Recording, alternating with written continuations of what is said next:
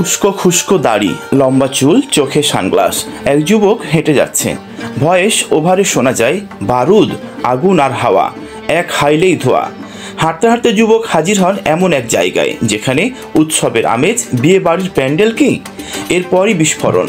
ধীরে ধীরে চেহারা মালুম হয় সিয়াম আহমেদই বটে। বাংলা নাটক আর সিনেমায় সিয়ামকে বেশিরভাগ সময় দেখা গেছে রোমান্টিক চরিত্রে। তবে আগে মুক্তি পাওয়া পোস্টার আর প্রাক টিজার দেখে বোঝা গিয়েছিল এবার ভিন্ন সিয়ামকে পাওয়া যাবে। গত বৃহস্পতিবার রাতে মুক্তি পাওয়া টিজারে সেটা আরও স্পষ্ট হয়ে উঠেছে। ঈদে মুক্তির অপেক্ষায় থাকা এম রাহিমের জঙ্গলি সিনেমার টিজারে সিয়ামকে দেখে চমকে গেছেন ভক্তরা।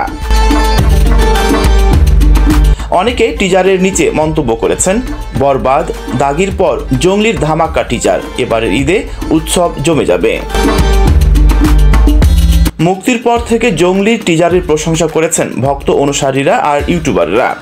অনেকে 1 মিনিট 11 সেকেন্ডের টিজার দেখে গল্প নিয়ে ফ্যান থিওরি দিয়েছেন। বহুল চর্চিত একটা থিওরি এমন, সিয়াম হয়তো উঠতি ক্রিকেটার ছিলেন, কোনো কারণে প্রেমিকার সঙ্গে পরিণয় হয়নি, সেই প্রেমিকায় হয়তো মারা গেছেন। সিনেমার গুরুত্বপূর্ণ চরিত্রে আছেন শবনম বুবলি ও দিঘি। আগে দিঘিকে দেখা গেলেও এতদিন নির্মাতারা বুবলিকে এরকম লুকিয়ে রেখেছিলেন। টিজারে প্রথমবারের মতো দেখা যাচ্ছে বুবলির ঝলক, তবে তার কণ্ঠে কোনো সংলাপ ছিল না। সিনেমার লুক, অ্যাকশন ছাড়াও টিজারের সম্পাদনা ও আবহ সঙ্গীতের প্রশংসা করেছেন ভক্তরা। এই সিনেমাটি নিয়ে দীর্ঘদিন পরিশ্রম করেছেন সিয়াম। এর আগে সিনেমাটি নিয়ে ফেসবুকে ঢাকাই সিনেমার এই নায়ক লিখেছিলেন, অভিনেতাদের জীবনে মাঝে মধ্যে এমন চরিত্র আসে যার কারণে সে নিজের সর্বস্ব দিয়ে দিতে রাজি হয়। জঙ্গলি আমার জীবনে তেমনই এক চরিত্র হয়ে এসেছে এবছর।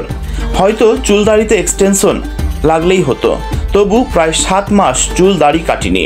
1 বছর চরিত্রটাকে আগলে ধরে রেখেছি, কারণ চরিত্রটাকে যাপন করতে চেয়েছি, দর্শকদের নতুন কিছু উপহার দিতে চেয়েছি।